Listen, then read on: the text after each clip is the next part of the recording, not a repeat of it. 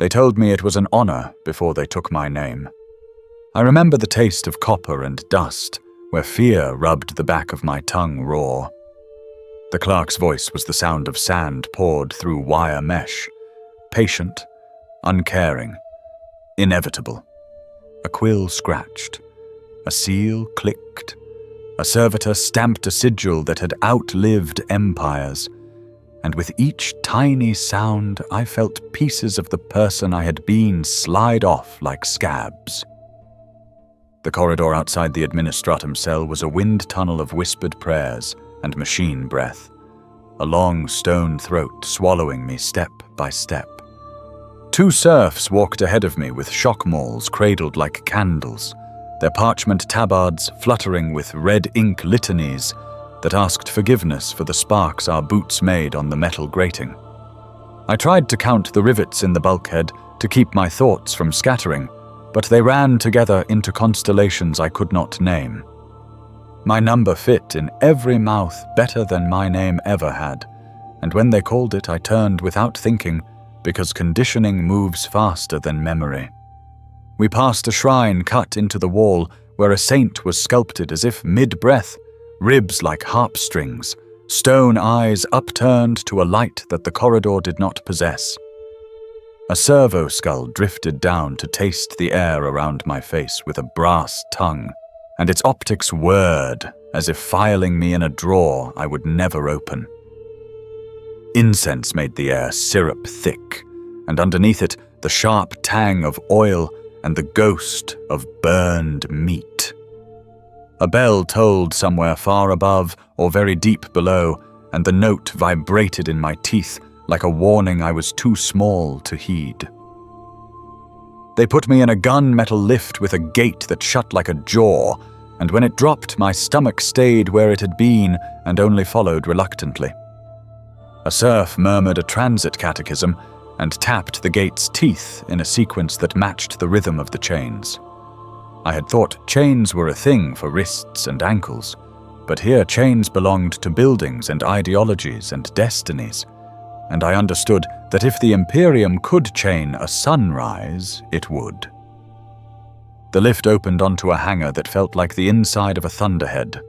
Storm birds crouched on their landing claws, beaks open, intakes sighing, machine spirits pacing beneath their armor like caged weather. Deck crews moved in choreographed silence, hands flashing benedictions across Auspex slates, lips keeping time with the thrum of engines, as if an engine might stop from loneliness if not spoken to. A chaplain stood on a raised dais and looked like a verdict that had learned to walk.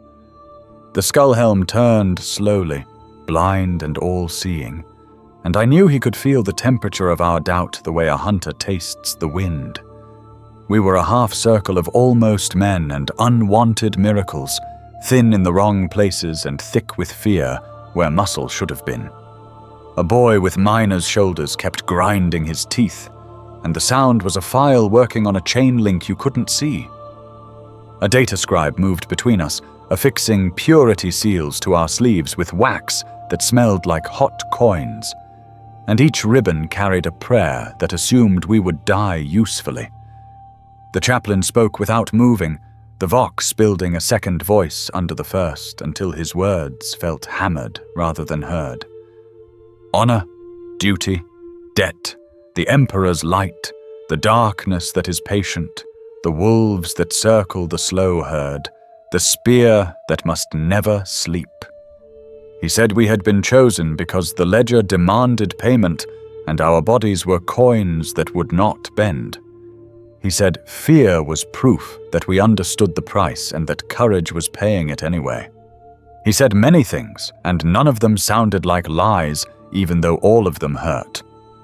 A servitor took my civilian clothes and fed them to a slot where fire lived, and the brief hiss as fabric surrendered felt indecent, like the sound a mouth makes when a secret escapes.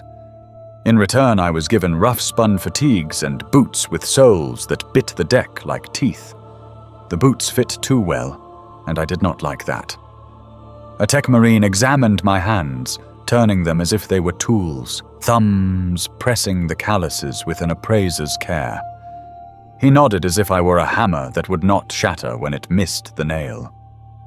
"Grip and release," he said, and I obeyed, and the servo arms behind him mirrored the motion with talons that could peel a tank. They herded us toward a stormbird's belly where the air was already crowding with expectations. When the ramp closed, the world became engine and litany and the bright ache of acceleration. Harness webbing crossed my chest like a brand drawn in thin lines, and the metal was warm from other bodies that had worn it longer and left their heat like fingerprints. Opposite me, a girl with scribal ink still blue in the whirls of her fingers whispered a hymn so fast the syllables tumbled like beads off a broken strand.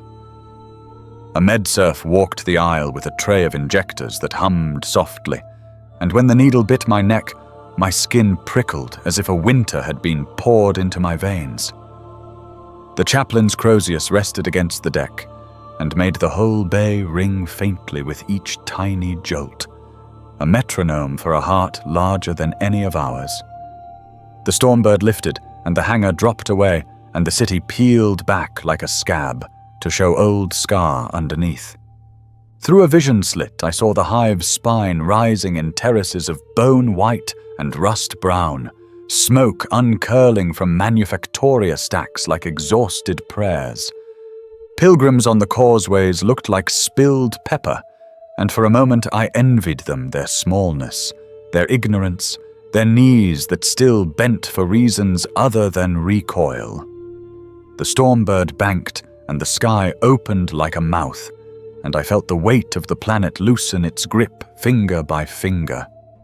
In microgravity, I learned that fear floats too, bobbing just out of reach until you snatch it and shove it back down.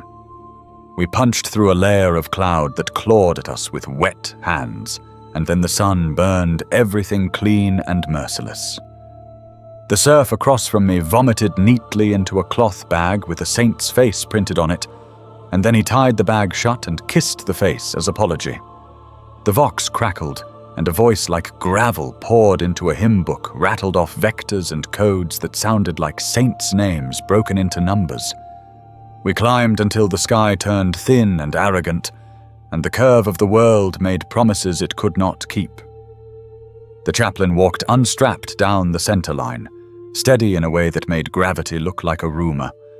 He stopped by each of us in turn and pressed a knuckle to our breastbones, where a future carapace would one day root itself. "Knock," he said quietly, and the word was not for ears, but for doors inside the chest that I had never known were shut. When his knuckle touched me, something in my sternum answered with a hollow sound I felt more than heard, an echo from a room I did not remember building. He moved on, and I sat very still, because I was afraid that if I breathed too hard, I would dislodge whatever had just noticed me. The Stormbird shuddered as if swatted by a god, and a tech marine murmured to a console like a lover whose temper he respected but did not fear. Below us, a different skyline shouldered up through cloud, not a city, but a decision red stone. Spines of fortress walls rose like frozen surf, banners spread like captured lightning, gun emplacements sleeping with one eye open. A landing beacon pulsed a code that the machine recognized first, and we recognized second. And for a moment, I felt left behind by my own transport. The descent was a long staircase you fall down willingly, counting the steps with your teeth. Heat licked the hull, and the Stormbird sang to it in a language of angles and thrust. When we struck atmosphere thick enough to bite, the harness dug into me as if to remind me that obedience is a kind of mercy. We skimmed a cliff face so close I watched wind tear the moss sideways like a flag, and the mountain said nothing, because mountains are patient. Then the fortress swallowed us, a mouth opening in the stone, a hangar yawning wide with liturgy etched along its teeth. Grav plates caught, and the ramp yawed down, and the warm breath of the place rolled over us, heavy with incense, solvent, hot iron, old blood, new polish. Deck lamps carved hard shadows across the floor, and men in ceramite walked through those shadows with the indifference of continents. A space marine passed so close the world bent around him in a way I had no words for, and the sigils on his pauldrons flickered as if remembering wars while he moved. I had the irrational urge to apologize for existing in the same room as him, as if I had tracked mud onto a cathedral floor. The chaplain gestured, and we filed out in a clumsy line that already embarrassed me. A servitor clicked a counter as we passed, and the sound was both accounting and judgment. The floor shook with the strides of engines taxiing somewhere out of sight, and the vibration moved up my legs and nested behind my knees.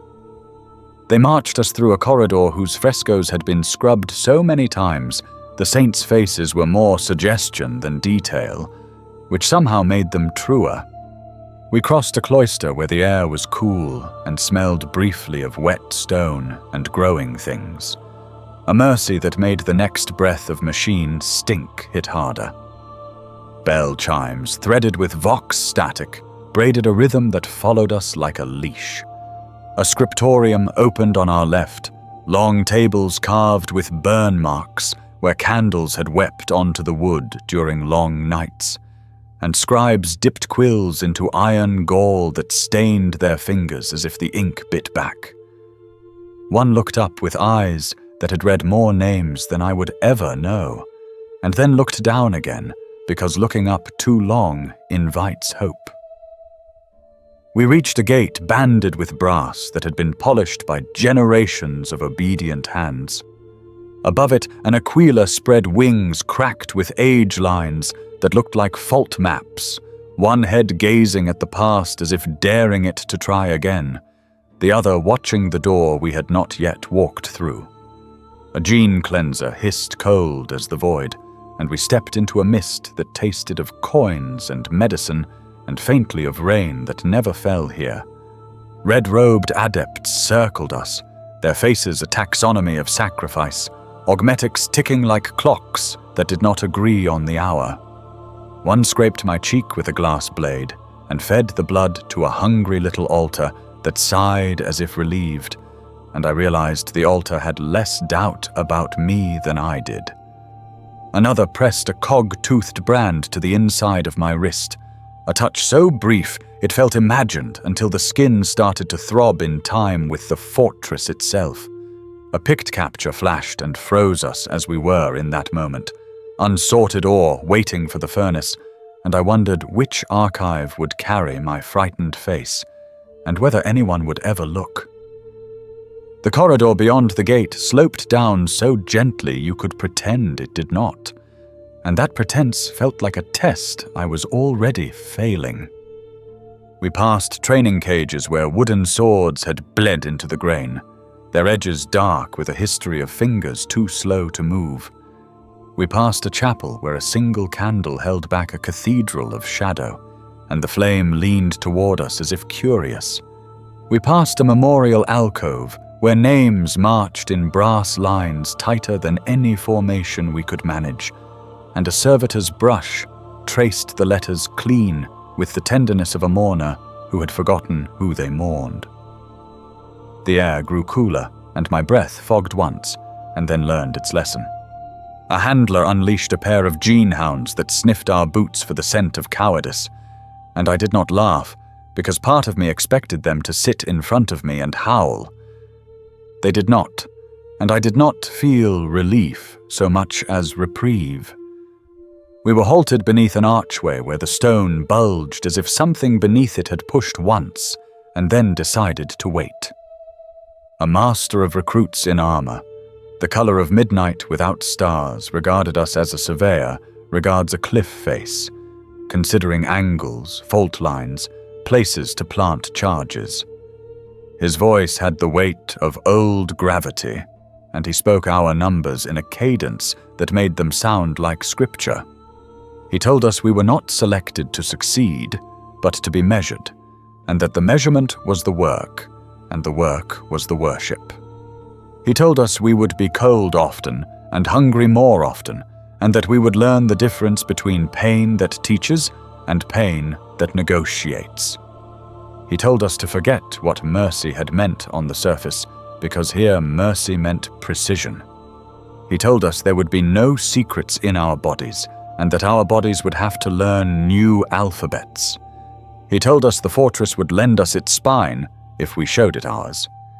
He gestured, and doors unsealed like slow eyelids, and heat breathed out over us, along with the smell of sand and iron and aniseed from some machine that flavored the air with piety. We stepped forward because the line stepped forward, and because the alternative was to be the still point in a world that despised stillness. My boots found the grit of the training yard, and the grit found my teeth, and we regarded one another as equals. A drill serf threw a wooden blade at my chest, and I caught it clumsily, and it stung my palm just enough to light a fuse I had not known was coiled there. A whistle shrieked, and the yard erupted. Bodies moving, orders colliding, prayers overlapping, the sun punching down like a gauntlet, and every sound arranged itself into a shape that fit behind my sternum with uncomfortable accuracy. The chaplain's skull turned toward me as if I were a question he expected me to answer without words. I tightened my grip until the edges of the wooden guard printed their catechism into my skin. The first strike came from my left, and I moved too late, and the world flashed white at the edge, and the taste of copper returned as familiar and unremarkable as waking. I turned back into the blow because there was nowhere else to turn. They took our names, and then they took our sleep. They kept the lights bright until the pupils forgot how to close. They played hymns at a frequency that crawled beneath the skin and nested behind the eyes. We learned the weight of hours when hours were not allowed to finish. We stood with arms extended holding sand-filled jars, while a drill serf counted in a language that preferred to skip numbers. When elbows trembled, the cane descended with a scholar's precision. They said the cane corrected grammar in the flesh. We repeated the catechism of endurance until the words became joints and tendons.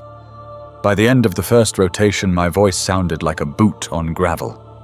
The yard was a geometry problem designed by a sadist. Walls leaned in on angles that tricked judgment. Pits disguised themselves as shade. The ground had been salted with fine grit that chewed knees and palms to uniformity. We ran until the horizon blurred, and then we ran the blur. A man from the Agri domes fell on the 6th lap and tried to rise with grass that was not there, clutched in his fist. A handler walked him to the boundary and marked his number on a slate, and a bell tolled once. We did not see him again, but the grit found a new sweetness on the tongue where his absence settled. They paired us, and then they paired us again, so we could not learn a single opponent's weather. Cages were greased with something that smelled like machine fat and saints' tears. We fought barefoot because boots made excuses. The first time I went down under a miner's forearm, I learned that breath is a door that locks from the inside. He pinned me to the grating, and the world shrank to the size of the bolt pressing into my spine. The chaplain watched with a stillness that made movement feel impolite. I clawed at the miner's ear, and he laughed, and blood dotted his teeth like punctuation. I found his wrist and turned, and my ribs rolled like barrels in a flood. When we were dragged apart, the handler wrote a note about my grip, and the ink smelled of iron and vinegar. We learned to climb ropes that had been soaked in brine until they burned like insults. We learned to crawl beneath barbs that tasted the scalp and left signatures in lowercase lines. A tech marine timed our minds with a metronome that ticked in light instead of sound. He flashed symbols and numbers and fragments of liturgy, and we spoke them back while running until our mouths misfired. Every mistake was recorded by a servo skull that purred like a catatonic cat. They fed us at hours that offended the stomach. The ration paste had the color of surrender. I chewed until my teeth forgot they were supposed to help. Water was a permission we had to earn. We learned to drink in 3 swallows and make those 3 last the length of a sermon. They put us in boxes barely larger than our bodies and told us to breathe small. Darkness pressed the lids with soft hands. A whispering engine filled the chamber with cold as orderly as math. I counted heartbeats until numbers turned thin, and then I counted breaths until they turned into a thread. When the box opened hours later, the light shoved me back with open palms. A serf measured my pupils and nodded as if a promise had been kept somewhere I could not see. We were introduced to fear with the tenderness of an uncle. A shallow pool of black water waited under a vault painted with angels whose wings were knives. We stepped in, and the cold climbed the calves like a patient predator. A chain ran along the bottom for our fingers. The order was simple and cruel. Hold. Breathe when commanded. Hold again. A boy with scribal shoulders panicked on the 3rd cycle, and the water filled him as if returning to a previous arrangement. The apothecary watched with a stylus poised to capture a number that did not belong to lungs, but to resolve. Hands hauled the boy out and thumped his chest like a drum that refused the rhythm. He coughed and vomited and laughed and cried, and then laughed again because all 4 were the same shape by then. The chaplain leaned close and said a single sentence into the boy's ear. The boy nodded, and the next cycle he held until his lips went the color of old coins. We were buried to our necks in soil imported for discipline. They said the soil came from a world that no longer existed, and that it remembered better soldiers than us. Biting insects recited their own litanies across our skin. The night taught us how to listen to the planet's patience. I heard my pulse in the dirt like small thunder. Stars were cut into squares by the cage lattice above us. Somewhere beyond the yard, a bell rang an hour, and the hour ignored us. Dawn sifted in like ground glass, and the handlers brushed us clean with brooms that made no effort to be gentle. We were packed into a stone room with walls that leaned forward as if eager to hear confidences. A vox drone pumped catechism through the bones.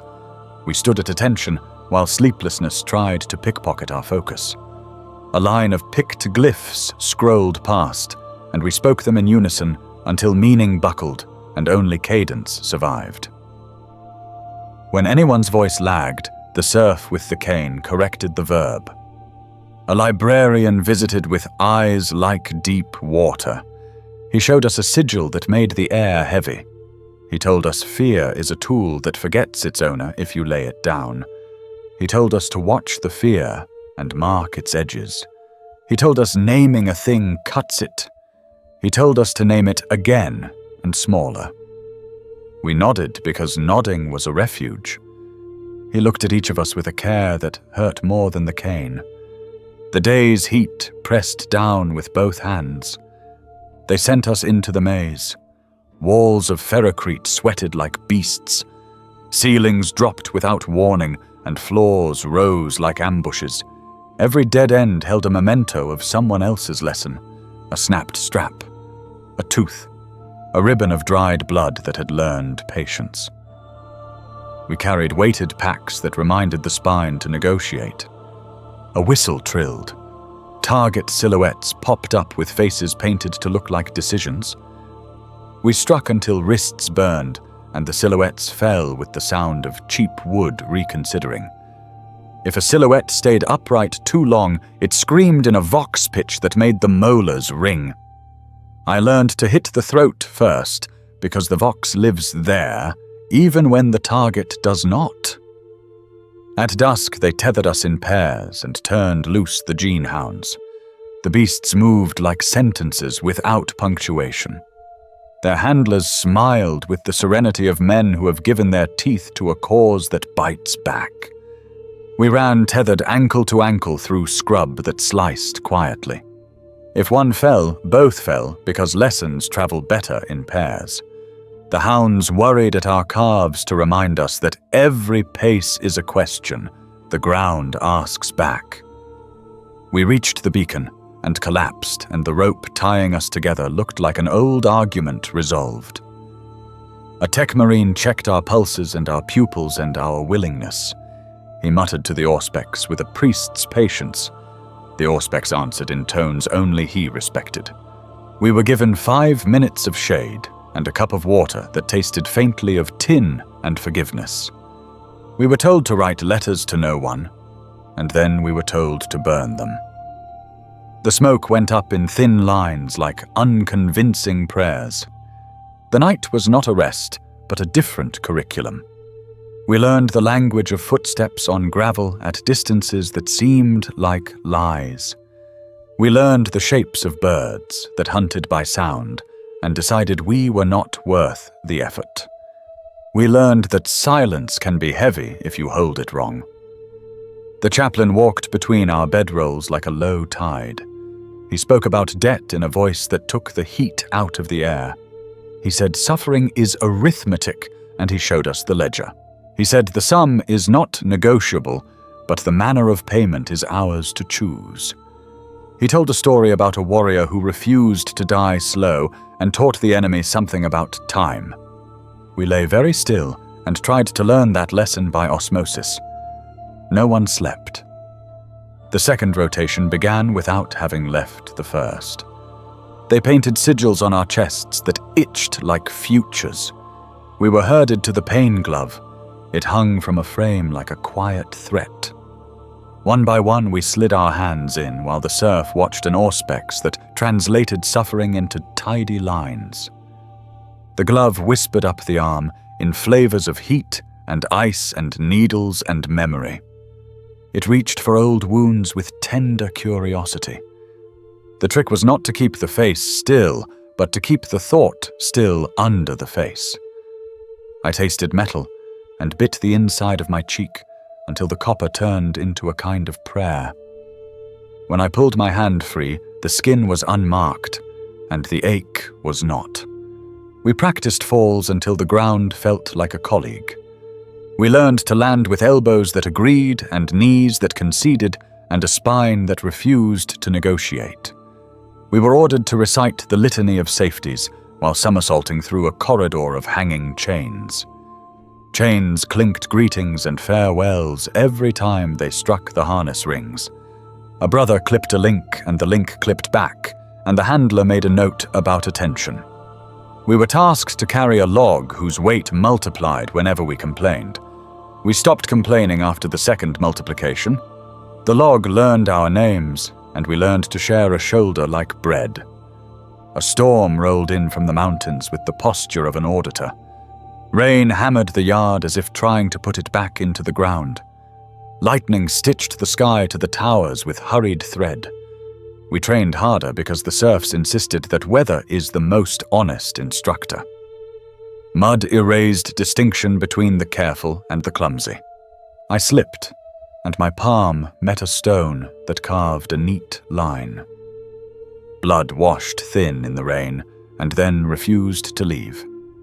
A med-serf taped the cut with a strip smeared in antiseptic that smelled like regret. He nodded as if the skin had signed a contract. Night firing drills followed with lanterns hooded to slits. We learned to aim by listening to breath we were not allowed to hear.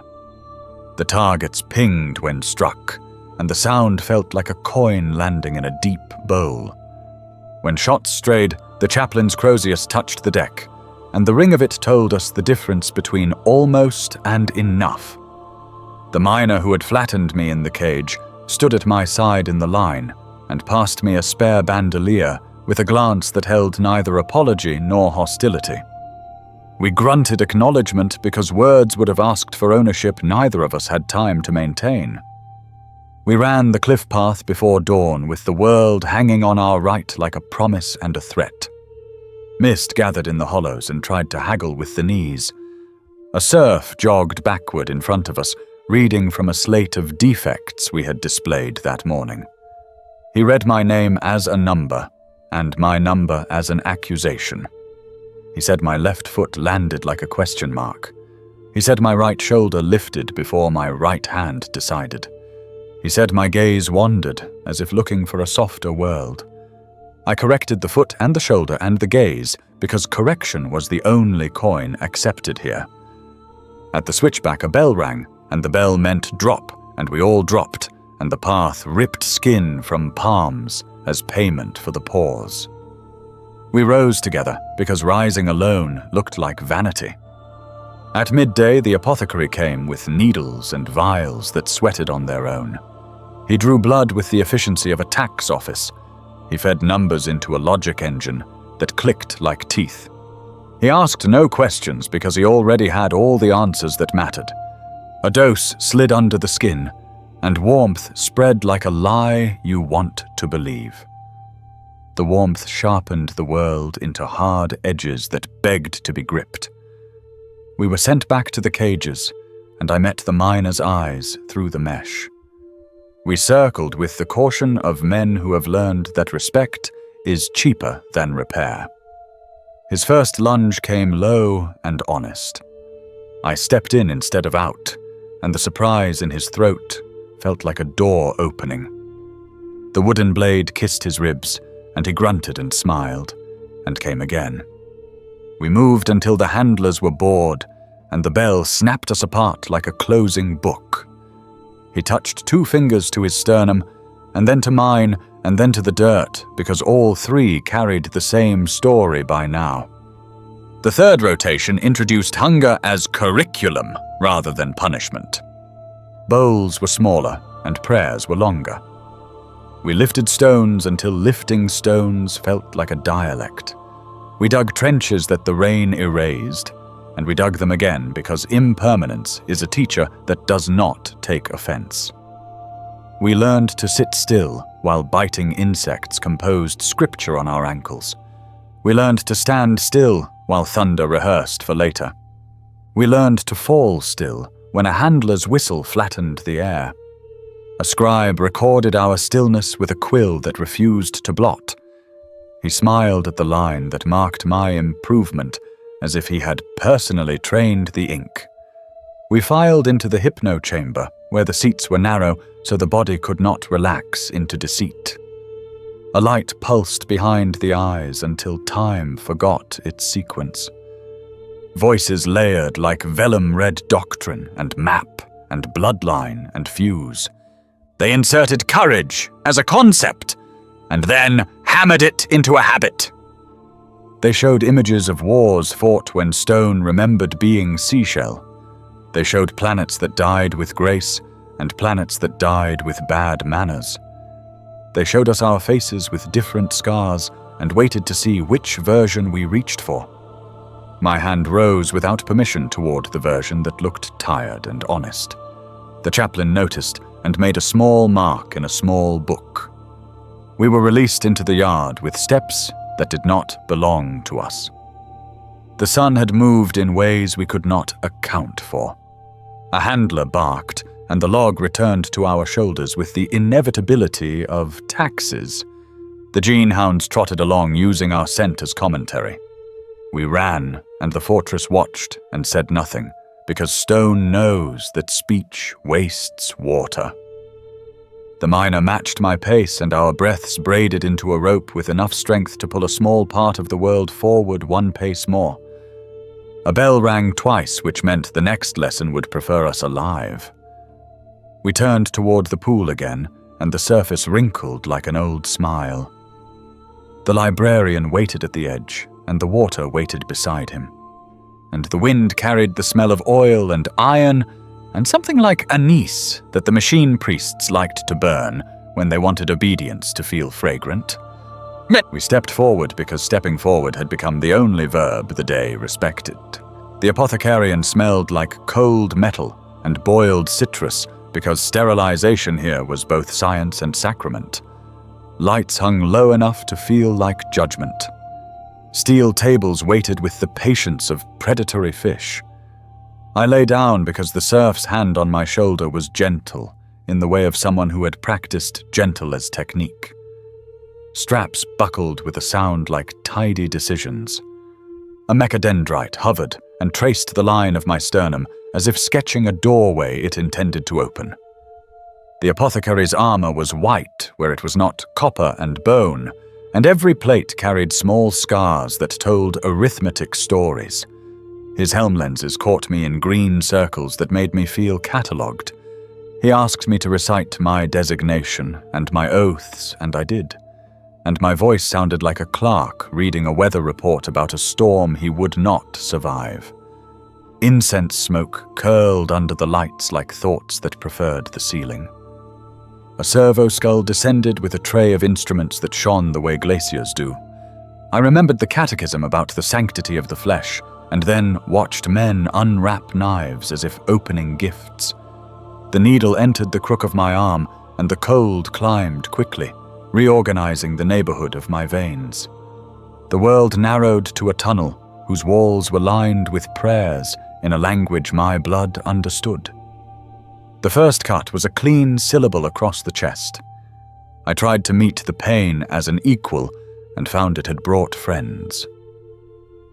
The chaplain's presence sat at the edge of my vision like a heavy book on a shelf that might fall if the room shook. The apothecary murmured binharik that tasted like copper even though it was sound, and the mechadendrites answered with small nods and clicks that felt like confidence. He lifted my ribs with spreaders that creaked politely and told me my body had been a locked room all along. The os modula came first, a seed of black wisdom shaped like a knuckle. He seated it near the spine, a quiet trespass that made the vertebrae sigh. It promised to change me slowly and thoroughly, a landlord with patience and a list of renovations that did not require consent. I felt a heat gather in the bones, like a secret rumor that moved from rib to rib, and then down into the hips where it made plans. They stitched me and sealed me, and wrote a note in ink and blood on a slate that a scribe carried with reverence. The Biscopea followed on another table across a corridor of white tiles that reflected my fear as if it were important. They opened the torso again, as if turning to the next chapter in a book about architecture. The organ looked like a clenched fist told to dream of thunder. When it joined the choir inside me, my muscles thrummed like cables tuning themselves between pylons. I clenched my hands, and the straps complained politely. The apothecary nodded, as if approving a machine's startup. He bled the hemastomen into me through 4 needles at once, and the liquid moved like disciplined fire. My blood answered by thickening into a river that carried more iron than memory. The room tasted of coins and oranges and ozone. He spoke my number again, and I answered because answering was one of the last decisions that still felt mine. They rolled me to a recovery niche lined with plates that sang soft harmonics to keep the machine's spirits soothed. A med-serf adjusted the drip and whispered the litany of sudden mending, which was mostly about humility and stitches.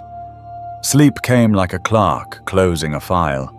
I woke to the sound of a bone saw 3 doors away, and the low-voiced comfort of the chaplain telling another aspirant that overcoming is a verb that refuses the past tense.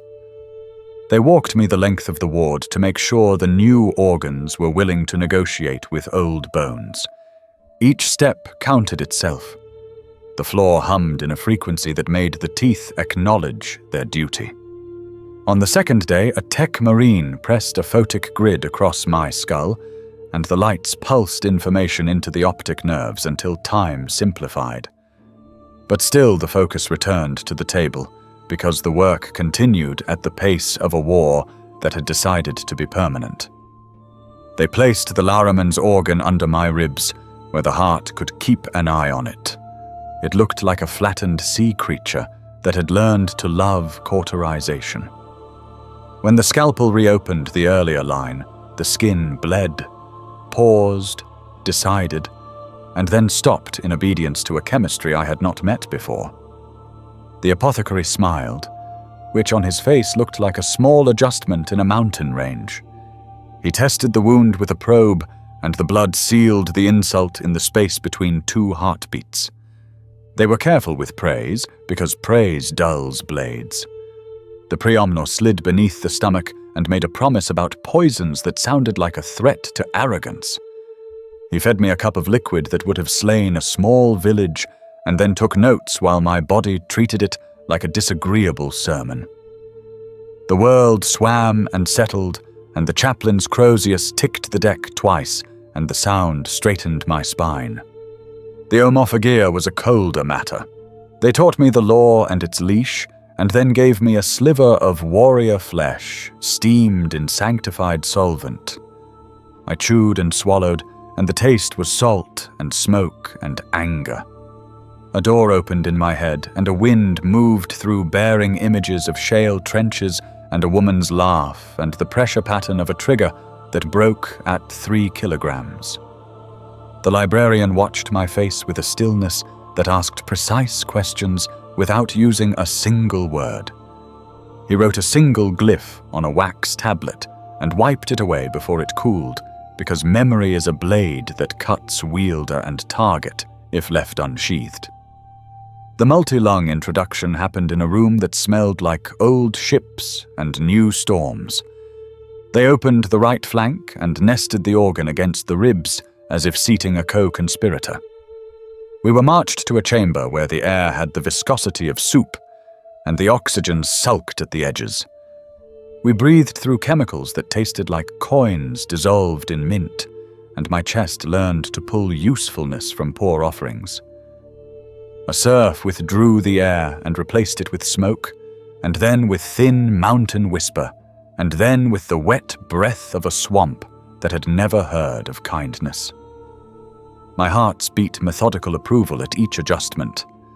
The oculoby arrived through the soft crackle of a scalpel near the orbital rim. Cold dripped into the sockets, and the world sharpened its outline until I could count the hairline fractures in the tile grout at 4 meters. Colors acquired hierarchies I had not voted for. Distance lost its talent for lying. I watched a mote of dust spin like a planet and decide to land on the chaplain's Crozius, and felt unearned fondness for it. The lineman's ear was a sermon delivered with fine tools. They opened behind the jaw and threaded the organ in with a patience that made my molars ache. Sound separated into layers like an ocean seen from the cliff. I could disregard the hiss of vents without losing the whisper of a valve failing 3 rooms away. The hymns no longer crawled under the skin because I could choose the door they used. The melanchromic organ was slipped into a space that did not want company and learned to darken the skin when the world tried to punish it with radiation or sun. The apothecary marked my forearm with a quill, and the ink stood out, then dimmed, then vanished as the skin considered the light and adjusted as if bargaining. The oolitic kidney was the size of a priest's fist, and older than the way I used to count days. It arrived with its own litanies. They sent toxin through my veins that made the teeth itch and the tongue taste shadows. The organ filtered, judged, scolded, forgave, and the numbers on the slate pleased a man who liked numbers because numbers do not beg. The neuroglottis was threaded like a clever snake through the back of the throat and kissed the palate with a chemical alphabet.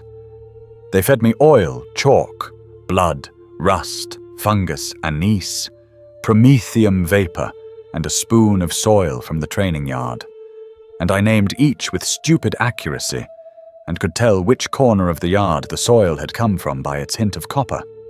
The mucranoid was not a thing, but a preparation. A flood of treatments administered over days like small betrayals. The skin woke with a thin itch, and then grew calm in the company of cold and heat and caustic. Water slid off in clever ways. A handler poured solvent on my forearm, and it clung, and then shrugged, and then left without feeling welcome. The Becher's gland was a joke told by a god with an unpleasant sense of timing. They built it under the tongue and taught me to spit into a dish of alloy. The spit smoked, and the alloy hissed, and the apothecary nodded the way a judge does when a law behaves. The serf rinsed the dish while wearing gloves that used to be a curtain. They placed the first progenoid high in the neck like a quiet hostage. The second would come later under the ribs, a vault within a vault. They explained the debt and the interest and how the chapter would collect in due arithmetic. Their words had no threat in them, because arithmetic does not threaten. I signed the understanding with a pulse that steadied, even as the thought made my fingers feel colder. Between surgeries, they placed me under hypno-lamps, not for indoctrination, but for instruction in pain's grammar. Breathe here, hold here, name the pain, rename the pain smaller. Watch the edges. Observe without volunteering. A med-surf adjusted the metronome, and I began to meet pain with verbs instead of adjectives. On the 5th week, they opened the sternum again to install the catalepsian node near the brainstem where it could make arguments with sleep. The world narrowed to a needle of white that stitched me to myself. Afterward, I lay in a dim niche and allowed half of my mind to nap while the other half rehearsed the litany of watchfulness. And then I exchanged which half was which, and no one complained. I stood a midnight watch over a bucket because the serf said, "A bucket is a humble thing, and humility sharpens eyesight."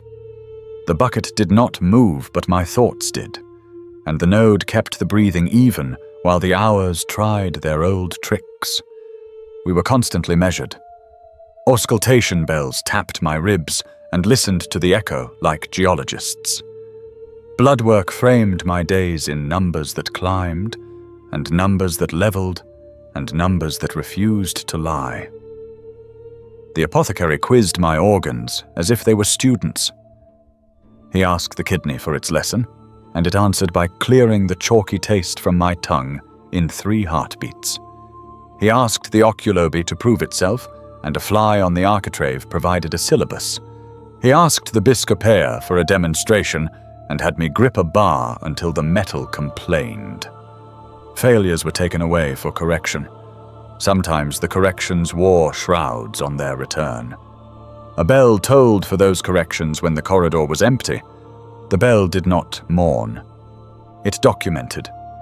We learned not to look at empty beds, and we learned to look anyway, and keep our faces level. The black carapace waited behind a door with a sigil that did not care for haste.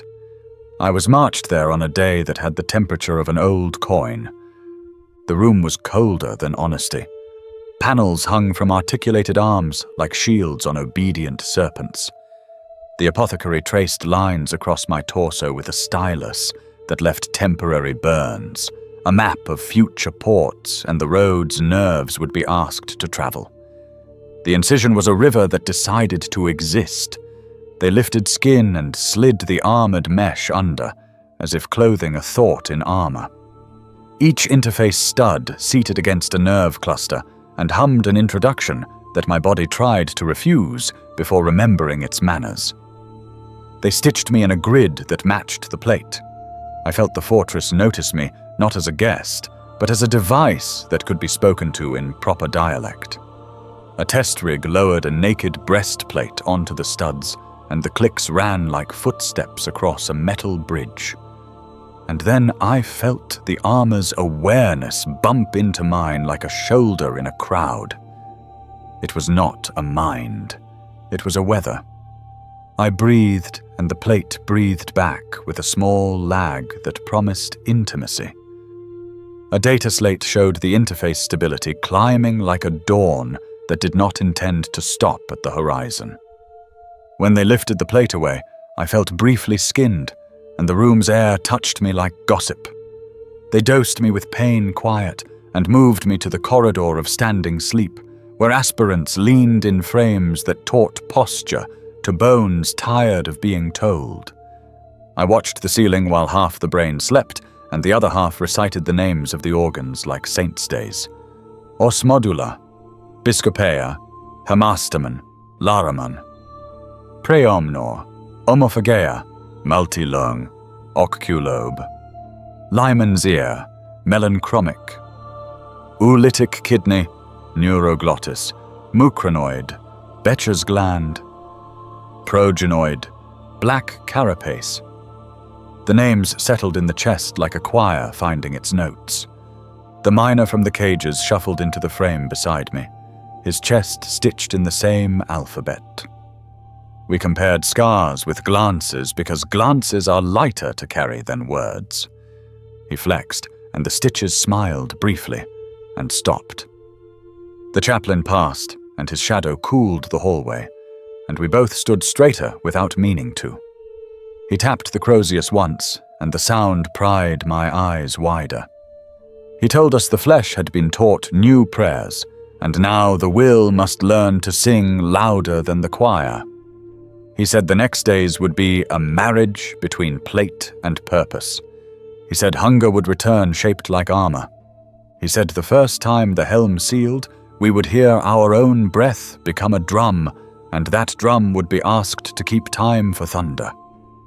The apothecary returned with a tray of sanctified salves and a brush that looked like a surgeon had stolen it from a painter.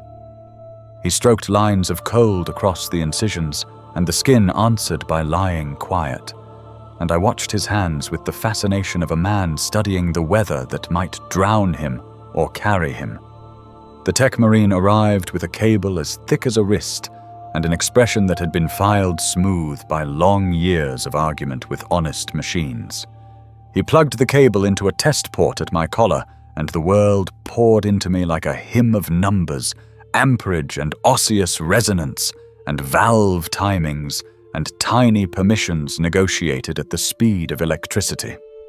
He asked me to lift an arm, and then the other, and then to imagine lifting them without moving, and measuring equipment scribbled like excited scribes.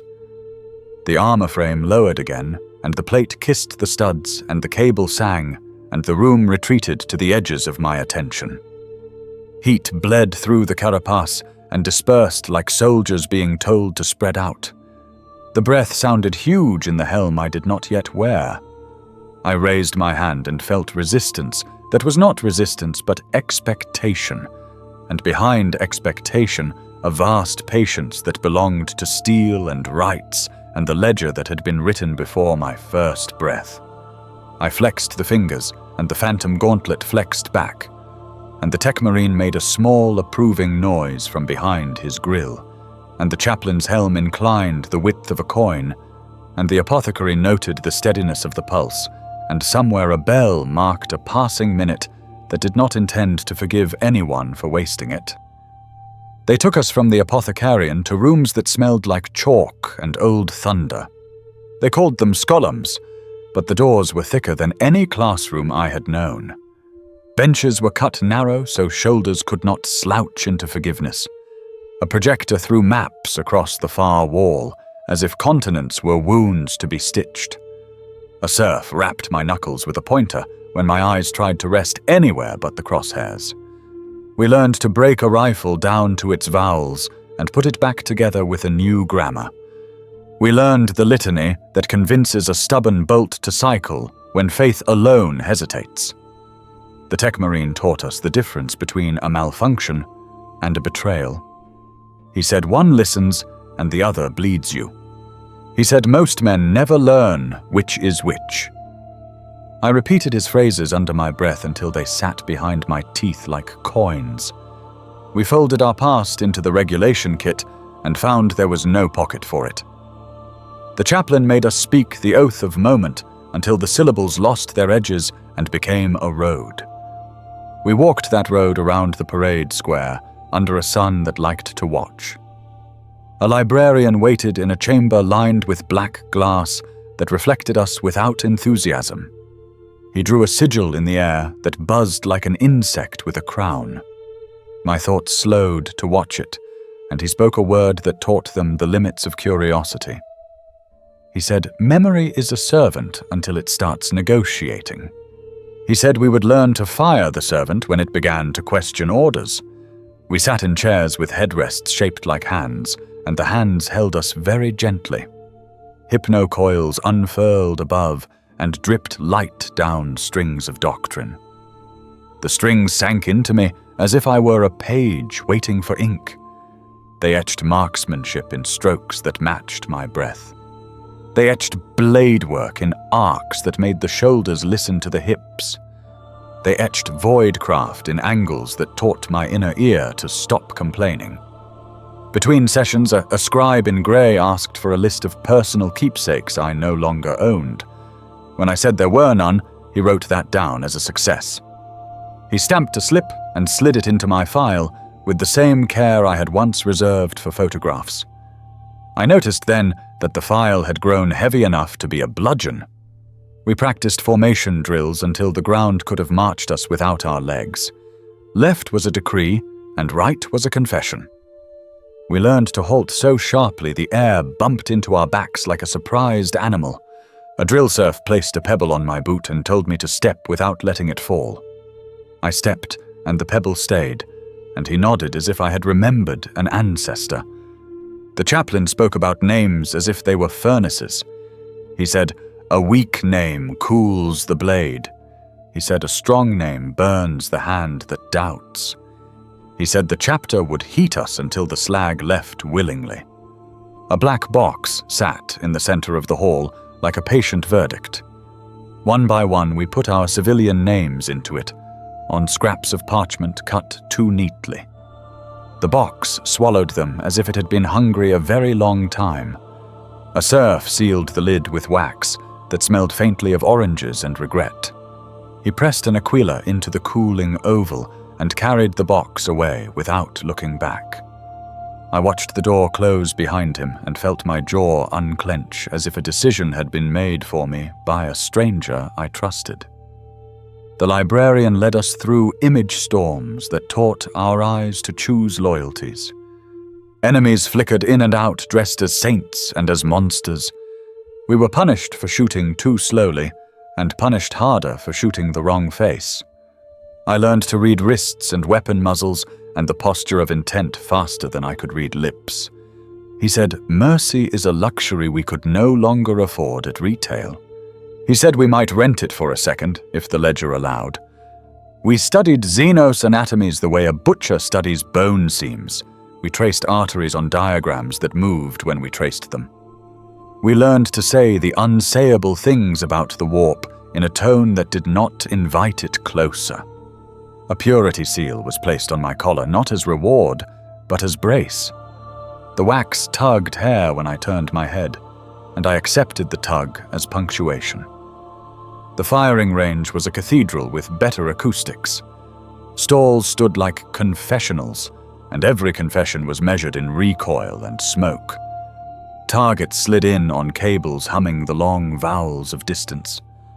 I learned to call wind from the way the range dust lifted at hip height. I learned to hear the difference between a bolt that wanted to kill and a bolt that wanted to be seen killing. The rangemaster turned the lights to eclipse, and we shot by the red ghosts of our own optics. The smell of propellant folded into my clothes until my shadow reeked of it. The serf who cleaned our weapons afterward wore gloves that did not trust us.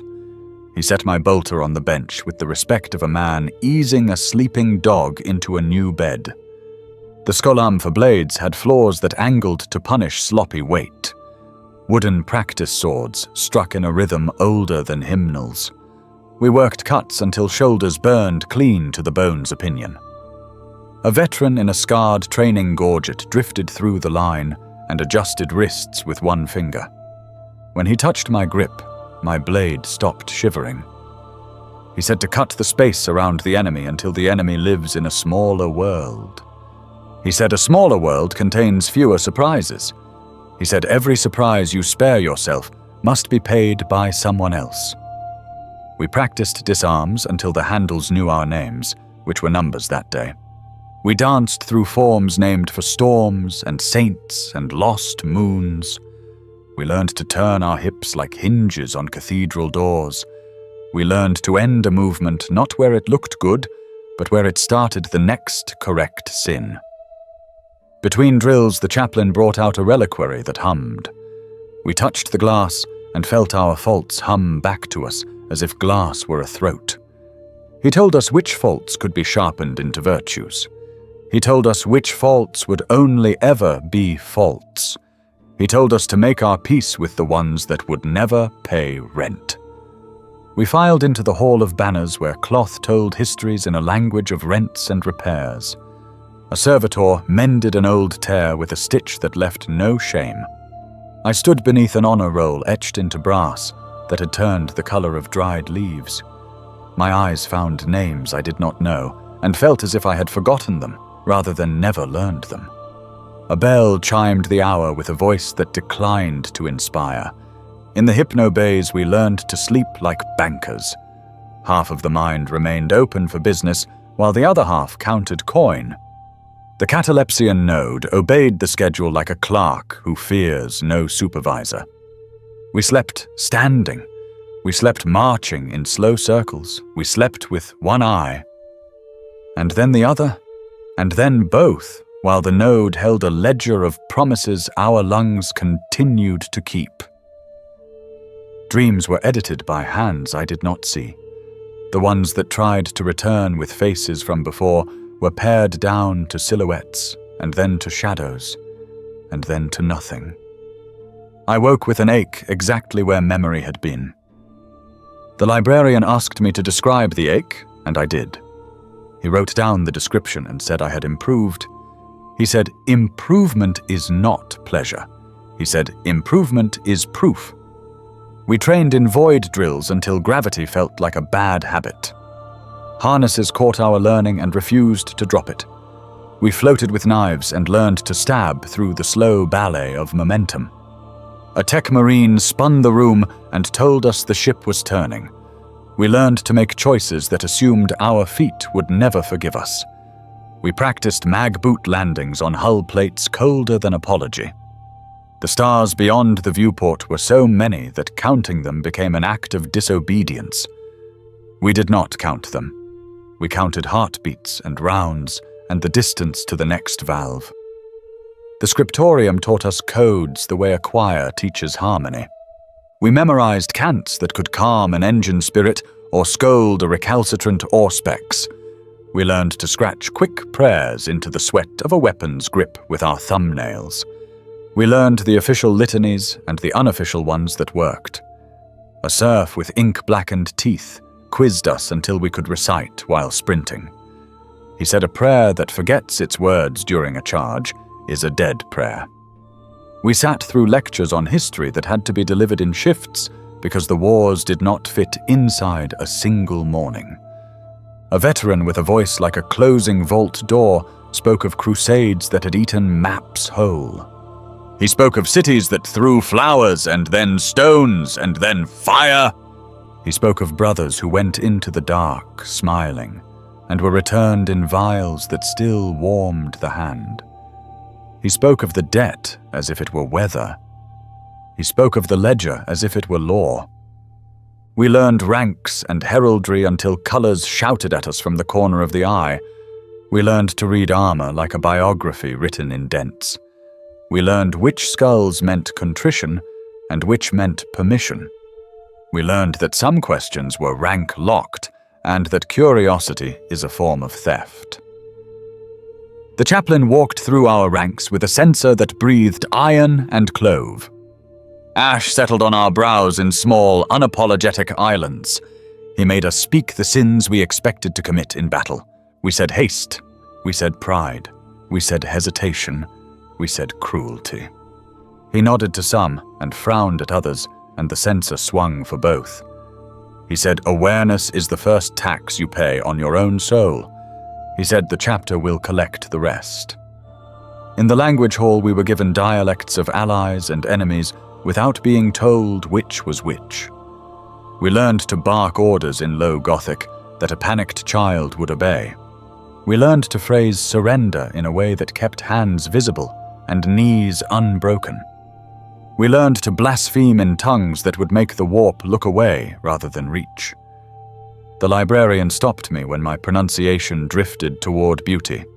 He said beauty is a luxury. He said clarity is duty. We trained senses like hounds. My oculobi read flicker in shadows that used to be empty. My liman's ear sorted echoes by intent. My neuroglottis named the sharpness in the air before explosions arrived to introduce themselves more formally. We drilled until new instincts elbowed old ones out of the way. A handler tossed a coin without warning, and I named it copper from 5 paces by smell. He smiled like a man who had won a bet he swore he never placed. The librarian administered controlled memory extractions for those who needed help unclenching. A needle the width of a hair slid in at the temple and drew out a burden that had been arguing too loudly. He sealed the vial, labeled it with a glyph that meant closure, and locked it in a cabinet that smiled without teeth. He said we could retrieve a memory once, but not twice. He said nostalgia is a sedative with a pretty label. After evening drills, we were ordered to write our names on slates the size of a palm. The slate ate the chalk slowly, line by line, until the letters thinned and vanished. We were told to watch and not intervene. The first time I tried to write faster than the slate could erase. A cane touched my wrist and reminded me that speed often arrives without wisdom. The next time I wrote slower and watched the vanishing as if studying a natural process. The slate finished its meal, and the serf took it away with a smile that did not reach his eyes, because nothing had to. In the Hall of Mirrors we practiced calm. Each mirror showed an angle my enemy might love. Each mirror threw back a face I did not entirely own. The chaplain taught us to speak to the reflection as to a recruit. I told the reflection to lower its shoulders. I told the reflection to stop enviable breathing and begin useful breathing.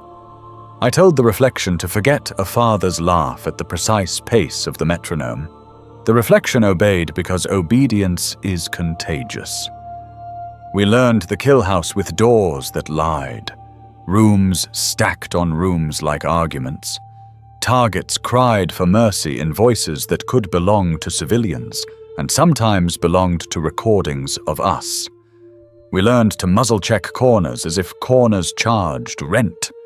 We learned to step over the fallen without interviewing them.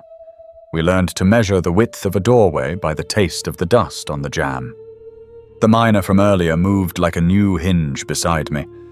We traded point without talking about it. He tapped my shoulder once when I hesitated at a silhouette holding a child-shaped shield. I did not thank him, because gratitude is a luxury you deploy when you can afford the delay. A tech marine took us to the motor pool, where engines hulked like sleeping saints. He put our hands on hot mantles and told us to listen through our palms. We heard grit where grease should have been, and hunger where fuel should have satisfied.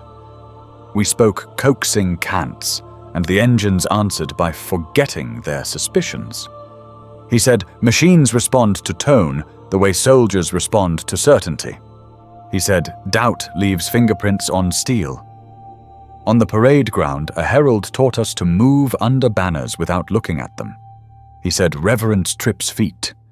He said, the banner looks down. He said, your job is to look forward and make a place where the banner will one day belong. We ran with packs heavy as decrees until the straps wore letters into our shoulders. Those letters spelled duty in a script that scars prefer. I could feel where the black carapace had stitched itself to me, more intimately than clothing ever had. The studs prickled when the training helm passed near, as if magnets had recognized kin. The tech marine let me hold a gauntlet in both hands, and I felt its weight consider me. I slid my fingers in without sealing, and the sensation was like shaking hands with a larger version of myself who had better posture. He took it away before it learned my pulse too well. He said, impatience cracks more armor than last fire. In the quiet hours designated for personal recollection, I sat at a desk the size of a gravestone. The scribe permitted one image on the surface so long as I did not look at it. I placed the frame face down and traced the rectangle with a fingertip until the skin learned every splinter. When the bell rang, I handed the frame back without flipping it. The scribe recorded the act as compliance and slid the frame into a drawer that did not know it about me. We underwent trials of silence where questions were baited and left dangling like meat over a pit. The chaplain asked about home in a voice that almost forgave. He asked about favorite food and the weather in a season that no longer existed. He asked if anyone had ever called me by a secret nickname. I kept the silence, and the silence kept me. Afterward, he touched the crozius to the floor twice and said nothing more because nothing else was necessary. We were issued new tabards, blank as a cliff. The serf handed me a quill and told me to write the name I wanted to deserve on the inside hem. I held the quill until my hand stopped trying to tremble, and then I wrote a word I had not used before. The ink sank into the cloth as if agreeing. I did not show the word to anyone. The librarian passed behind us, and I felt him notice without turning his head. He said, "Secrecy is not always deceit." He said some secrets are scaffolds. We practiced signals in smoke so thick the throat protested. Clicks of tongue and teeth moved squads through patterns that would look like chaos to an outsider. We counted heartbeats between clicks and learned to hear one another's impatience. I learned the miner's third click always came a fraction early when he smelled rain. He learned my second click sharpened when I tasted promethium. These were facts we did not say aloud, because saying them would make them brittle. The chaplain took us to the ossuary where Stone remembered every oath. We walked the rows until silence grew respectful. He tapped plaques with 2 fingers as we passed. He said names that belonged to brothers who had paid their debt fully.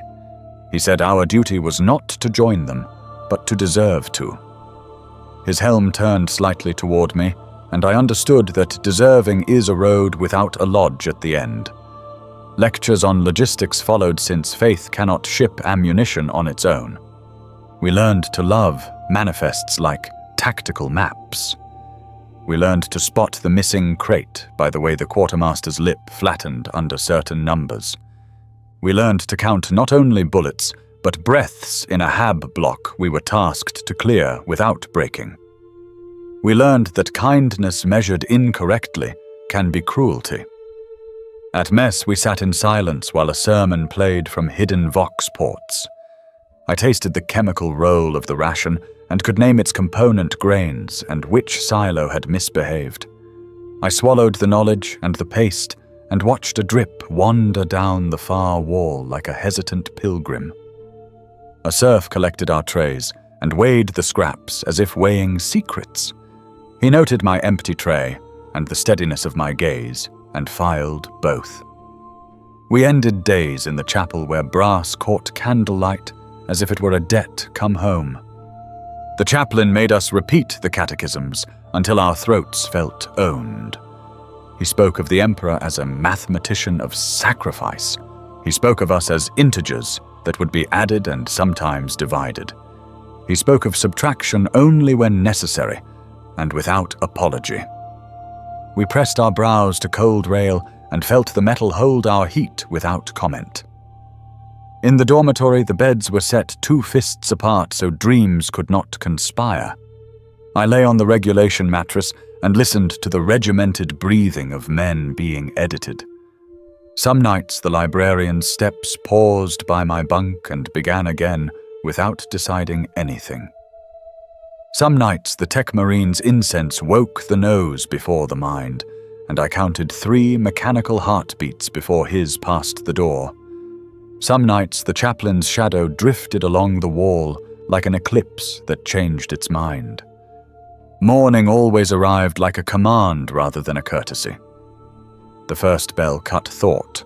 The second bell clothed the body. The third bell set the feet moving before the mind had a chance to audition excuses. On one of those mornings, the master of recruits arranged us on the square as if laying out tools for a job that would take the rest of our lives. He walked the line slow enough to make time jealous. He stopped at my shoulder and regarded the stitches that still traced the black carapace like constellations. He asked for my name, and I gave my number because my mouth still remembered that reflex. He asked again, and the chaplain's helm tilted the width of a breath. I spoke the new name I had written inside the hem, and it left my lips like a blade that knew its owner. The master nodded as if a small lever had engaged properly. He said the next lessons would be obedience at velocity.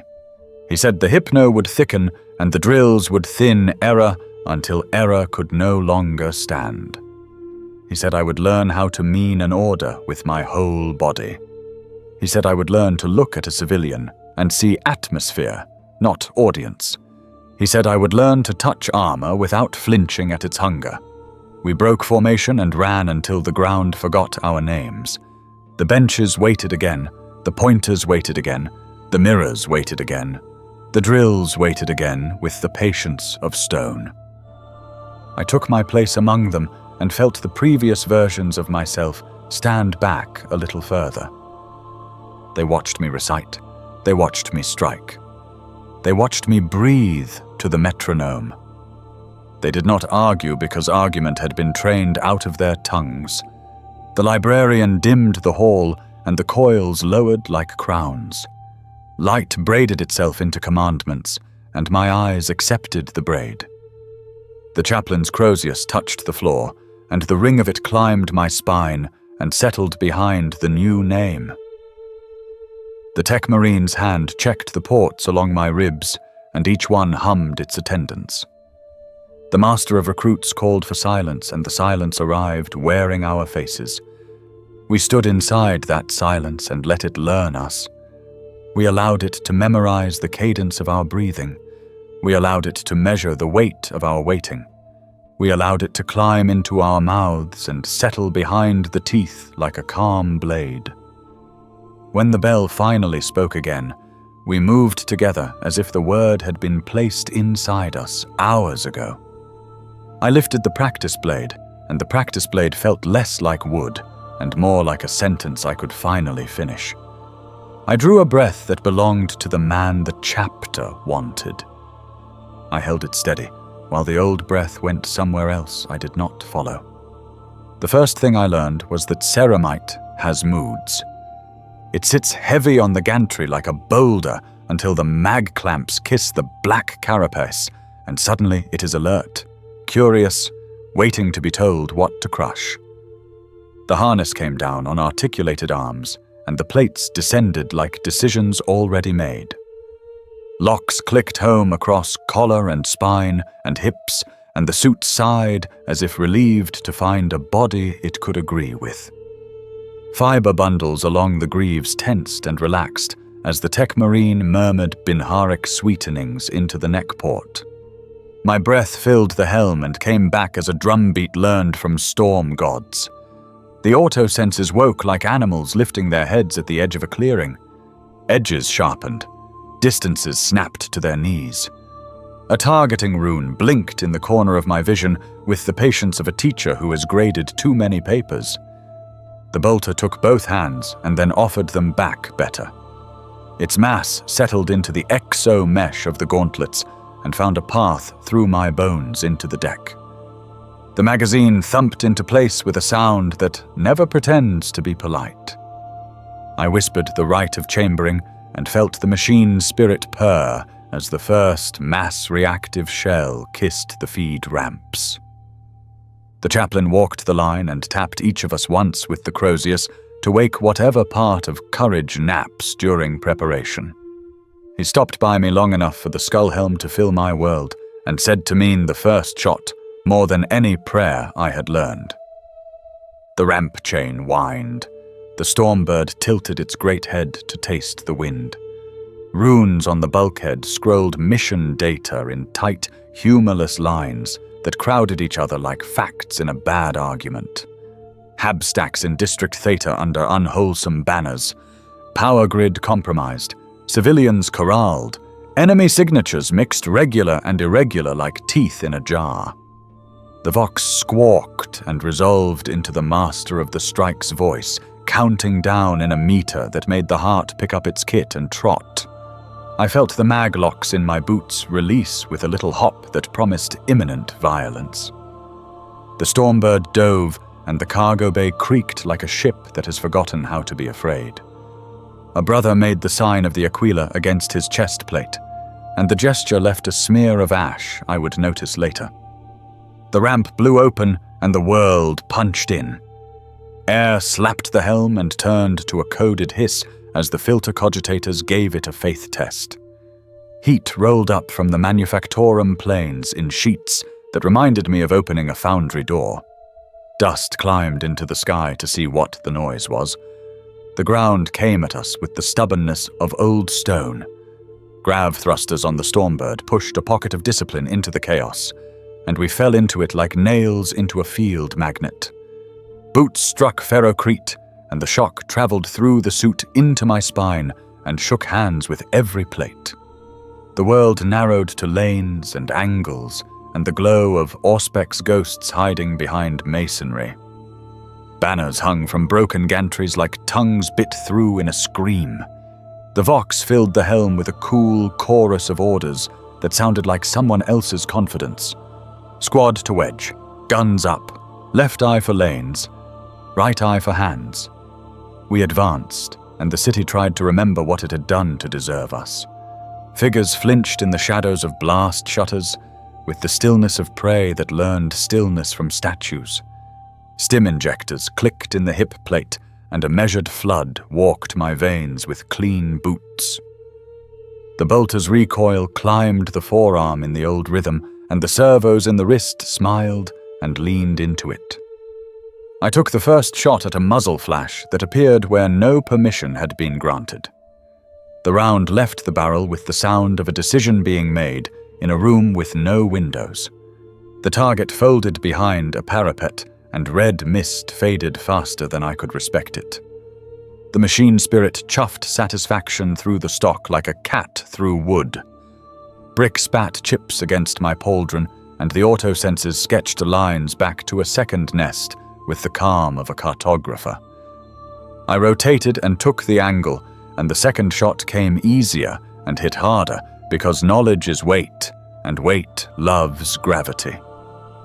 The first scream arrived late and belonged to someone who had believed in distance as a form of armor. We pushed past a courtyard where a statue of a saint had been amended with crude iron antlers. The chaplain's vox flattened 2 syllables, and the antlers became powder under my boot, because meaning is a battlefield too. Civilians knelt by a water trough with their hands on their heads like men trying to hold down hats in a high wind. One looked up when my shadow crossed him, and his face went through 3 ages in a single breath. The autosenses bracketed his wrists and throat, and weapons check came up clean, and I stepped past him, because atmosphere is not a target. A rocket screamed like a choir boy finally allowed to be honest, and hit a hab column 10 meters to my right. The shock slapped the suit, and the suit hugged back. Dust filled the street with a new temporary religion, and the Auspex painted it with light as the librarian had taught it. I moved without thinking, and discovered that not thinking the new way is called thinking the old way. The miner from the cages was on my left again, and his plate carried a fresh gouge on the gorget in the shape of a lesson. He gestured with 2 fingers, and I shifted my lane, and his lane shifted into me, and we braided fire until the street forgot what it had planned. A cultist crawled from under a crawler's carcass with a stubber clenched like a confession. He raised it, and the round he fired hit my pauldron and ricocheted with a whine that sounded wounded rather than dangerous. I taught him what mass reactive means when used in a sentence. Sparks fell from a balcony as a flamer found something that wanted to be vapor more than it wanted to be object. The smell reached through the filters like a rude guest, and the oolitic kidney filed a complaint my tongue was allowed to read. We stacked on a blast door that had become a theology project. The tech marine wired it with persuasion while we spoke the short prayer that makes fuses feel seen. The charge blinked green, and the door tried to argue, and lost. Shards of reinforced faith hailed across the entry like a greeting we did not return. Inside the hab, the acoustics changed, and the sound of our movement became law to the stairwells. The helm painted arcs, and the muzzle wrote signatures under those arcs, and the signatures were accepted. A woman bolted from a doorway with a child tucked small against her ribs, and I turned a shoulder and took a round meant for the child on the rim of the pectoral plate, and did not stop. The child's eyes followed me like lanterns that did not know they were lit. On the second floor, a man with the wrong kind of confidence tried to light a promethium hose with a book of matches that shook. The shot took the matches and 2 fingers and left the hose and the lesson. The Vox barked a threat marker, and a red rune flashed on my right periphery, and something heavy hit the banister behind me with the exclamation point of a grenade. Impact gel in the suit spread the force like a rumor, and I rode it down the stairs 3 rises and arrived on my feet because the suit dislikes clumsiness. The chaplain's voice cut in and braided us tighter with a litany that did not rhyme, but made something inside the chest want to. He told us the Emperor was watching, and the Emperor only counts to 1. He told us to be the 1.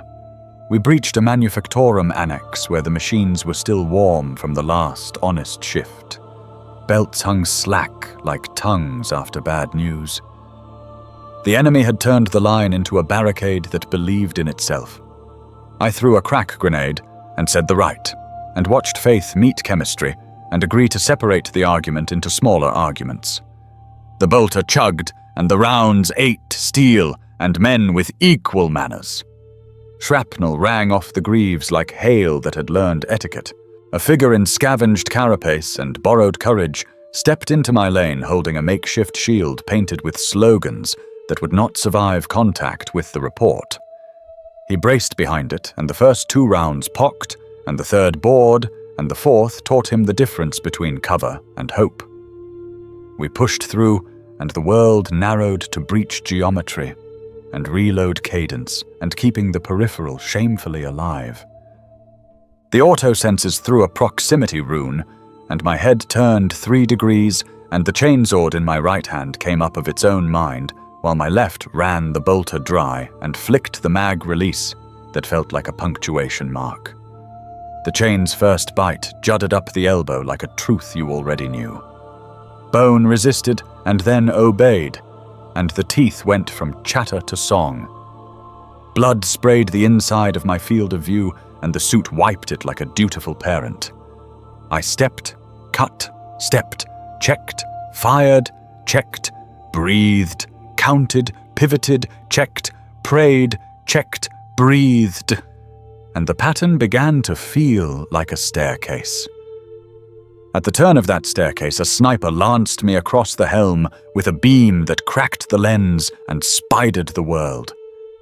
The autosenses failed over without asking my permission, and a second channel opened with a cooler palette, and the crack turned into a warning rather than an end. I tracked the beam's smear back to a vent fan and put 2 rounds through the grill and a third for the teacher who taught me to count to 3. Silence in the annex felt very loud for half a breath. The apothecary stepped past with hands like decisions, and his auto-sanguine hissed, and he did not look up because he never does in the middle part. A brother stumbled near the line with a hole where miracles used to be, and the apothecary fetched the progenoid with the compassion of a man making exact change. He sealed the vial with a motion as delicate as forgiveness, and tucked it into the reliquary at his belt, and then he was gone in the direction of the next arithmetic. The Vox marked a civilian cluster on the hab roof, and we moved through a stair tower that had been recently taught to hate. I led because the wedge said I would, and the wedge is more persuasive than vanity. At the door to the roof, a charge thumped and shrapnel ticked across the plate like a quick hailstorm looking for a garden. We cleared the threshold, and the sky came back, big and unforgiving and full of black smoke that wrote faster letters above the chimneys. A loudspeaker on a crane poured slogans into the wind with more confidence than grammar. The chaplain sighted and put a bolt through its mouth, and the slogan became confession and silence. On the roof, the civilians knelt in a double line, with wrists bound and eyes shut on orders they trusted. A man with a vox set and a stolen priest's stole stood behind them with a pistol, and the kind of smile that enjoys insisting its shape is necessary. He raised the pistol toward the nearest skull, and my shot crossed the space between us the way a decision crosses a tired mind. His stole fluttered as he fell, and the wind tried to volunteer to absolve him, and was told to sit. We cut the bindings, and the civilians trembled the way a water surface does after a thrown stone. A woman touched my greave with 2 fingers and flinched when the plate's heat greeted her. She whispered something that the lineman's ear could have caught, and I chose to let it pass, because choice is part of duty when it can be afforded. The roof shuddered as a heavy round found a support column somewhere below, and dust lifted like a tired prayer. We herded the civilians toward the stairwell in a file that felt too thin for the building's appetite. The Vox called contact on the south approach, and the rune on my visor burned with invitation. We moved to the parapet, and the world below had gathered to argue again. A crawler with a repurposed turret crawled into view with all the dignity of a drunk saint. The tech marine sang to my pauldron, and my launcher coughed a crack that leapt with bad manners and found the crawler's soft thought. The turret tried to decide whether to stay, and the chassis decided on its behalf, and the fireball rolled down the street like a banner unable to read the wind. I felt something inside me lift its head and sniff, and not be ashamed of the smell. We dropped back to the stair, and fed the civilians into the waiting custody of a PDF detail that looked at us like men looking up a cliff. I nodded, because nodding is cheaper than salutes when your hands are full of ammunition and the day is full of stubbornness. We pivoted toward the Vox rune that had been blinking a patient problem along the eastern gantries, and the suit leaned with me, as if to say it had already begun. The bolter thumped into a fresh mag with the satisfaction of a plan choosing its boots. The miner checked my 6 and I checked his, and the wind moved grit around our greaves in small tantrums. The chaplain's voice braided through the net with a line about fire and debts and the arithmetic of obedience that made the breath steady. We crossed a bridge of lattice steel that sang under our weight, and the autosenses tasted stress patterns and sent them to the margin with a note about prudence. In the far arch, a shape hunched over a heavy weapon turned, and the muzzle sought our center line with the eagerness of a dog, recognizing a friend. I felt the world slow the width of a blade edge and chose which second to keep. The trigger broke, like a good promise. The bolt sang. The recoil lifted and settled. The machine spirit approved. We kept moving because movement is the tax you pay for being the loudest thing on a battlefield. The sky darkened as manufactorum smoke learned a new ambition, and the sun went to confession behind it, and did not come out soon. The Auspex threw new ghosts up like a nervous oracle, and the Vox sorted them, and the squad accepted them, and the stairs kept arriving like questions I knew how to answer now. They call it consolidation, when the guns go quiet enough to hear yourself breathe inside the helm. The word sits wrong in the mouth because nothing consolidates except the debris. We move through streets that remember heat better than faces, and the suit tracks micro-fractures in the ferrocrete, as if measuring the day's appetite. Civilians watch us from behind curtains made from bed sheets and poor choices. Some look at the aquila on my chest plate like a door, some like a mouth, and some like both. Children hold the hands of people who are not their parents with the dignity of those who have run out of questions. A woman presses a scrap of ribbon into the seam at my gauntlet, and the ribbon sticks for 3 steps and then falls, and I do not look back, because ritual works best when you give it the dignity of blindness. The order comes down the Vox to hold this block and make it behave. We arrange fields of fire like furniture in a room meant for staying awake. The tech marine coaxes a generator to purr, and its warmth leaks into the evening like soup that remembers meat. The apothecary counts vials in a reliquary and touches each lid with a thumb as if reading braille that only he can see. He seals them in a case that calls itself a shrine and locks it with a sound that could be a sigh or a warning. Names go into a ledger that never runs out of pages.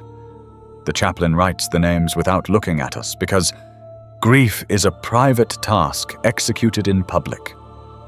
He reads the numbers as if they are distances to bridges that still need crossing. He says a sentence over the case that ends in a sharp period, and then he moves on because periods are also bridges here. I sit on a broken step, and the suit lets me feel a fraction of the stone to remind me that comfort is a loan with interest. The auto senses dim to pilgrimage settings, and the world loses its predatory edges for a minute that does not apologize. I take the helm off because the air is judged acceptable, and the sweat along my hairline cools with the frankness of a confession. The smell of the city returns in layers that do not like each other. Smoke married to rain. Hot metal arguing with human breath. Under it all something sweet and wrong that the neuroglottis names and files and tells me to ignore unless it starts moving. The miner sits beside me and says nothing, because we have traded our small talk for ammunition. He sets his helm on his knee, and the crack at the rim has been repaired with a stitch of brass that looks like a smile that has decided to work for a living. We eat ration paste with the technique of men who know food is a tactic. The chaplain walks the line and checks our faces for math errors. He rests the Crozius on my pauldron, and the weight is not heavy, but it is absolute. He says the Emperor counts in ones, and I nod because nodding costs less than language. Night pushes itself between the buildings with the insistence of a siege. We rig lumen traps that hum like insects too disciplined to sleep. The augurs sketch possibilities along the map's arteries, and our hands learn those arteries until the map could be blind and still find its way through us. I take first watch facing a mural of a saint whose face has been sanded down by the weather and the intent of men who preferred their walls to be mirrors. The saint's hands are still upraised, and they look tired in a way hands should never look. A bell somewhere far away rings 3 precise notes, and the notes sit down beside me like old companions. The catalepsian node folds sleep into neat squares and stores it for a later that will not arrive. I count breaths that do not belong to me, and mark which ones belong to dogs, and which to men, and which to the generator, learning a new temperament. Around the second hour, the Auspex throws a polite cough into the margin, and I tilt my head and see nothing, and keep seeing nothing until the nothing decides to move. A shadow peels from a stairwell with the patience of mold, and a knife glints with the appetite of small victories. I do not raise my bolter because the knife belongs to a hunger without doctrine. I speak in low Gothic that does not invite negotiation, and the shadow stops like a dog that has remembered a rule it pretended to forget. He lowers the knife, and I nod him toward the water barrels we have declared neutral. He drinks and looks at the Aquila, and I watch his wrists, and then he is gone, because the night takes back what it loans. Second watch passes to the miner, and I lay back on a pallet that used to be a door, and the suit loosens with the kindness of a jailer on a holiday. Half of the mind sleeps, and the other half walks the perimeter with a tally stick. The tally stick records nothing interesting, and that is interesting. Before dawn, the Vox whispers a code that tastes like metal filings on the tongue, and we move without letting our boots decide the tempo. A runner from the PDF staggers in with a report that stutters and then chooses clarity and points us toward a warehouse where someone has been hoarding the city's future. We enter in a file that feels ceremonial, and the darkness makes the auto-senses eager to please. Stacks of grain drums reach for the roof like honest ambition. Between the stacks, a group of men in mismatched armor argue with a woman whose sleeves are rolled to her elbows, as if to show the day she has done. She says the grain belongs to the survivors. They say the grain belongs to the mission. Both are correct, and neither can be allowed to be correct. We confiscate with the efficiency of rain removing dust. The woman looks at me as if I chose the shape of the world, and I pretend I do not notice because pretending is part of the uniform. We tag the drums with sigils that promise redistribution and mean control. The Tech Marine requisitions 2 for the chapter, because war is a stomach with a voting share. Outside the sky decides on color, and the manufactorum chimneys write prayers in smoke again, because habit is the strongest god here. We return to the square, and the master of the strike assembles us for the arithmetic of after. He announces the count with a voice that does not ask forgiveness, and does not offer it. The apothecary passes the reliquary to him, and he presses it to his helm, and both of them stand still long enough for time to develop a taste for them. The reliquary goes into the belly of the stormbird, with the care of a mother placing a sleeping child on a cot and not waking it. We board after it, and the ramp rises, and the city drops, and the ground loses interest, because it always does. The stormbird's cabin smells like ceramite warmed by promises. The harness tightens, and my breaths turn back into drums, and the engine hymn scales up until my hearts agree to match it. Through the vision slit, the city becomes geometry, and then texture, and then rumor. Clouds hold their breath as we burn through them. The chaplain speaks the benediction for work concluded, and the invocation for work, not yet assigned, in the same tone, because tone is discipline. He pauses on the word sacrifice and allows it to be heavy for a full second. Then he does not let it be heavy anymore. Back at the fortress, the hangar welcomes us with the silence of a judge who has already read the verdict. Servitors swarm our plates with brushes and solvents and prayers that treat dirt like a heresy. I step from the harness, and my legs remember their original size with a wince that the suit pretends not to notice. The Tech Marine checks the studs along my ribs, and each hums its attendance into his auspex like students answering a roll call.